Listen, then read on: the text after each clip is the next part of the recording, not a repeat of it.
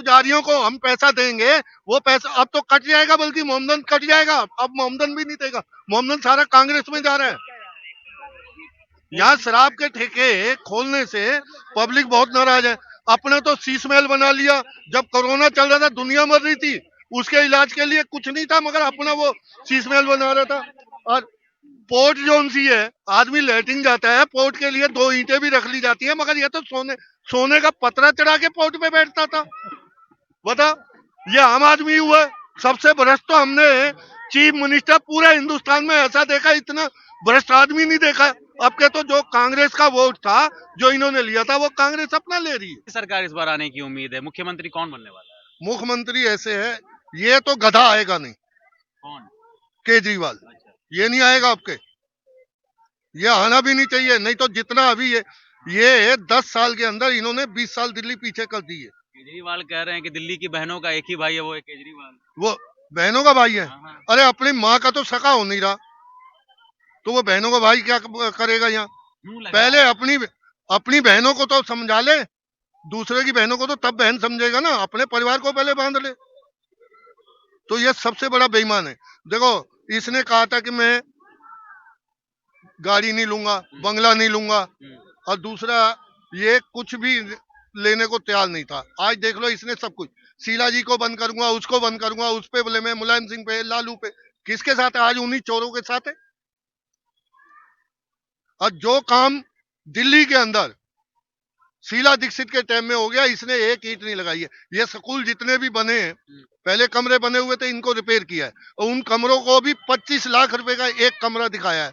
अब ये देखिए कि एक कमरे के ऊपर 25 लाख का एस्टिमेट दिया है, तो ये 25 लाख लगे हुए एक एक कमरे पे। तो इसी के नाम पर मांगा जा रहा है कि हमने दिल्ली के स्कूल अच्छे कर दिए हैं। आपके चोट देगी जनता, जो है चोट देगी आपके। हम तो चाहते थे यहाँ से लड़े, पहले तो ये बहुत कम वोटों से जीत गया था। अब के जोन सा है, उसको जितने वोट इसको मिले थे ना, उतने वोटों से इसको हराना था। अच्छा, कई लोगों का ये कहना है कि रविंद्र नेगी जो है उनको टिकट दे सकती है बीजेपी, लेकिन आपको लगता नहीं अगर उनका इंस्टाग्राम प्रोफाइल जाकर के देखा जाए तो हिंदू मुसलमान का एंगल उनके? देखो, हिंदू मुसलमान वगैरह वो कहते हैं ना कि अगर आप हिंदू मुसलमान हो तो अपना नेम प्लेट लगाइए, हिंदू के ठेले पर जाकर के रेडी पर जाकर के वो श्री राम, जय श्री राम का झंडा लगा देते हैं। बात जय श्री राम की नहीं है, हिंदू मुसलमान की भी बात नहीं है। ये जो आप यूट्यूब पे देखते हैं, जनता देखती है। नेता को छोड़ो, कोई थूक लगा के, कोई मुंह लगा के, वही नेता ही है ना, रविंद्र नेगी ही कर रहे हैं ना ये काम। आपने देखा थूक लगा के रोटी बनाते हुए यूट्यूब पे? हम देखते हैं, हमारे बच्चे देखते हैं। जूस के अंदर मूत मिला के दे रहे थे, आंख मूछ के नहीं। जिसको लेना होगा, हम क्या इस कॉलोनी के अंदर मुसलमानों की दुकानें नहीं, रेडियां नहीं है? खाते हैं, हमें पता है कि जो आदमी सही है हम लेंगे, जो नहीं सही है तो हमें दिखता है कि ये आदमी कोई विरोध नहीं कर रहा उस बात का।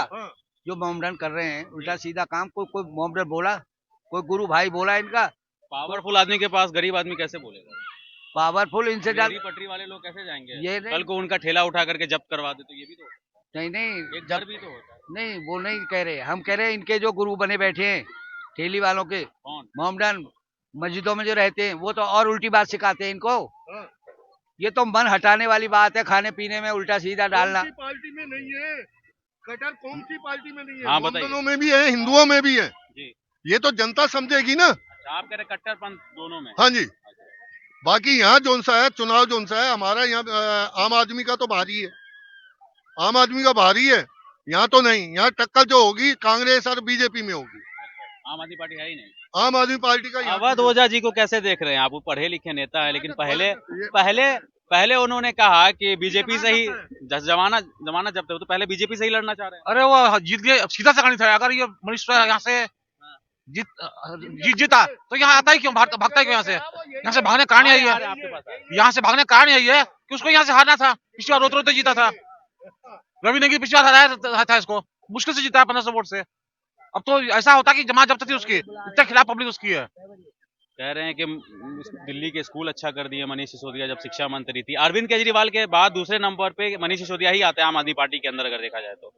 उनका यहाँ से पटपड़गंज छोड़ करके जंगपुरा चले जाना तो एंटी इनकम्बेंसी थी उनके खिलाफ। दूसरी तरफ अवध ओझा को आम आदमी पार्टी ने टिकट दे दिया। उनको कोई जानता नहीं अवध ओझा को, और उनको हराने के लिए दे दिया। वो तो हारने के लिए आया ही है। उसको तो अनिल चौधरी तोड़ देगा, उसके पैर तोड़ देगा। हम लोग तो बहुत आवाज में आएंगे, जमानत जब्त है उसकी। किसकी सरकार बनेगी? बीजेपी की 100% बनेगी सरकार इस बार। कांग्रेस तो रेसे में नहीं है, कांग्रेस में देश में उसकी वोट काटेगी। कुछ आएंगी सीट।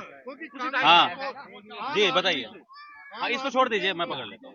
ऐसा है, कांग्रेस बीजेपी और आम आदमी पार्टी से मतलब नहीं है। ठीक है, किससे मतलब इस बात से है कि जो अभी मनीष सिसोदिया अपने मैदान को छोड़ के भागे हैं ना, जी उन पे क्लेम और ब्लेम लगे हुए थे, सेफ सीट ले लिया उन्होंने ना। तो अब उन्होंने यहाँ से शिफ्टेड करके जंगपुरा सीट ले ली। अब वो तो आपको कोई नहीं जानता यहाँ पे, ठीक है।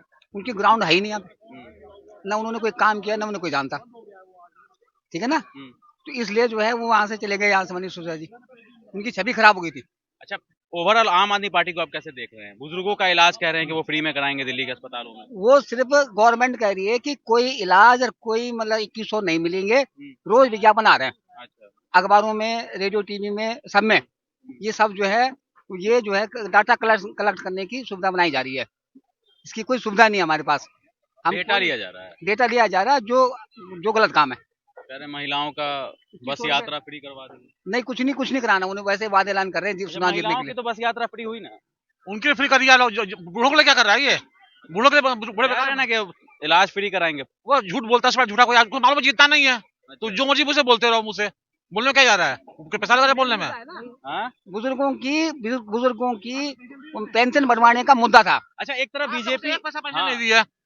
हम बूढ़े लोग क्या पेंशन नहीं चाहिए हम लोग को? सारी बंद कर रखी है, पेंशन कब से बंद कर रखी है। और लोगों को दे रहा है, क्या दे रहा है? कुछ नहीं दे रहा है ये। आज से पंजाब में दी है, रवि नेगी को यहाँ से टिकट मिल जाएगी तो 200% जीतेगा, और टिकट मिलने वाली है। रवि नेगी अच्छा काम यहाँ कर रहे हैं, आप देख लो चाहो तो। आप किसी से पूछ लो, रवि नेगी कैसा काम कर रहा है।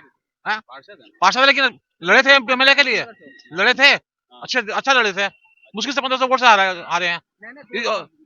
अच्छा, एक तरफ बीजेपी का ये कहना है कि जो आयुष्मान भारत योजना है वो यहाँ पर लागू नहीं होने दिया जा रहा आम आदमी पार्टी के। पूरे भारत में लागू हो गई, हाँ। और ये नहीं होने दे रहे हैं, केजरीवाल नहीं होने दे रहा। एक तरफ वो कह रहे हैं कि हम जो है फ्री इलाज कराएंगे बुजुर्गों को। नहीं कह रहा, अच्छा वो भी तो फ्री करा रहे, सेंट्रल गवर्नमेंट भी फ्री करा रही है और पूरे भारत में लागू कर दिया। ये जानबूझकर नहीं लागू किया इसने। राशन कार्ड तो 10 साल से नहीं बन रहे, मोदी तो राशन भी दे रहा है। 2018 से ना राशन कार्ड बन रहे, कोई भी डॉक्यूमेंट नहीं बन रहे, सारी चीजों पे बैन लगा हुआ है। पेंशन भी अभी खोली है 80,000 लोगों के लिए। वो ये जो इमामों को पैसा देंगे 17,000 और मंदिर में पुजारियों को देंगे 18,000। भी रो रहे हैं, इमाम भी रो रहे हैं। 17 में तनख्वाह नहीं मिली उनको, 17 में तनख्वाह नहीं मिली है, नहीं मिली है। वही रो रहे हैं। आपको लग रहा है कि वो मिलेगा? अब पुजारियों को भी तो घोषणा करती है। तो बैलेंस सुनिए, पहले पूरी बात सुन लेते। बैलेंस करने के लिए किया जा रहा है क्या? अगर सिर्फ इमामों को झूठा है, झूठा पंजाब में दिया इसने, सिर्फ झूठ बोलता है ये। पंडितों को समझाने के लिए, मंदिरों में समझाने के लिए कि हम वहाँ दे रहे हैं, दे वहाँ भी नहीं रहा। वहाँ भी 17 महीने से नहीं दे रहे, हड़ताल पर बैठे हैं इसके कोठी के सामने। हाँ ठीक है, दे इनको भी नहीं रहा, बदनाम कर रहा है उन्हें भी। बैलेंस करने के लिए कि हिंदू मुसलमान बैलेंस हो जाए। बातों से ही हो रहा है ना बैलेंस भी, बैलेंस से। हाँ? आप पुजारियों को हम पैसा देंगे, वो पैसा अब तो कट जाएगा, बल्कि मोमदन कट जाएगा। अब मोमदन भी नहीं देगा, मोमदन सारा कांग्रेस में जा रहा है। यहाँ शराब के ठेके खोलने से पब्लिक बहुत नाराज है। अपने तो शीश महल बना लिया, जब कोरोना चल रहा था दुनिया मर रही थी, उसके इलाज के लिए कुछ नहीं था, मगर अपना वो शीश महल बना रहा था। और पोर्ट जोन सी है, आदमी लेटिंग जाता है, पोर्ट के लिए 2 ईंटें भी रख ली जाती है, मगर ये तो सोने का पतरा चढ़ा के पोर्ट पे बैठता था। बता, ये आम आदमी हुआ। सबसे भ्रष्ट तो हमने चीफ मिनिस्टर पूरे हिंदुस्तान में ऐसा देखा, इतना भ्रष्ट आदमी नहीं देखा। अब के तो जो कांग्रेस का वोट था जो इन्होंने लिया था, वो कांग्रेस अपना ले रही है। और इस टाइम लड़ाई जोन सी है दिल्ली में, कांग्रेस की और बीजेपी की है। केजरीवाल भी तो यही आरोप लगाते हैं कि केजरीवाल को पूरा हैंड नहीं मिला हुआ है, आधा तो सेंट्रल के पास है, मोदी जी के पास है और एलजी जी का। ये देखिए, जिस टाइम बीजेपी की सरकार थी, यहाँ खुराना जी की, साहब सिंह वर्मा जी की, उस टाइम कांग्रेस थी ना केंद्र में, शीला जी थी तब भी। और एलजी तो सबके होते हैं काम। तब तो ये शोर शराबा नहीं हुआ, किसी ने, चीफ मिनिस्टर ने नहीं कहा कि मेरे को एलजी काम करने नहीं देता, बल्कि उस टाइम में ज्यादा काम हुए। ऐसा है, केंद्र में और राज्य में जो टकराव है, उस टकराव का रीजन ये होता है कि सत्ता, चुनी हुई सरकार जब बनती है तो उसका चलता है, शासन उसका चलता है। जो क्या होता है कि केंद्र जो है अपने एलजी को दिल्ली में उपराज्यपाल बना देती है, उसको शासनादेश दे देती है कि जो हम कराएंगे बुलाएंगे वो होगा। सत्ता में अभी सरकार का जो कार्यक्रम है उसको नहीं चलने देते, उसमें टकराव लाते हैं, कोर्ट तक जाती है बात, वो फैसले नहीं हो पाते, वो विकास नहीं हो पाते, कार्य नहीं हो पाते, इसकी वजह से टकराव रहता है उसमें। हड़ताल पे बैठ गए थे एलजी ऑफिस में केजरीवाल। इसीलिए कि उसमें जो एलजी से मतलब उस केजरीवाल से मतलब नहीं है, मुख्यमंत्री से मतलब है।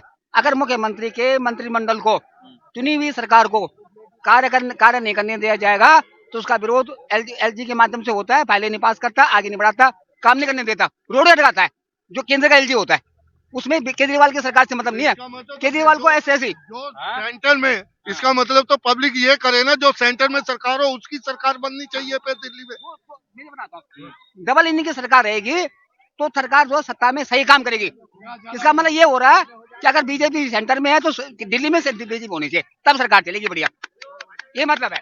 सहमत हैं? हम तो सहमत है, मैं कट्टर कांग्रेसी हूँ, अच्छा, मगर फिर भी मैं ये कह रहा हूँ कि जिसकी सेंटर में सरकार हो उसकी दिल्ली में भी सरकार होनी। तो 93 के बाद से दिल्ली में इलेक्शन होने शुरू हुए ना, 93 से। हाँ जी, हाँ जी।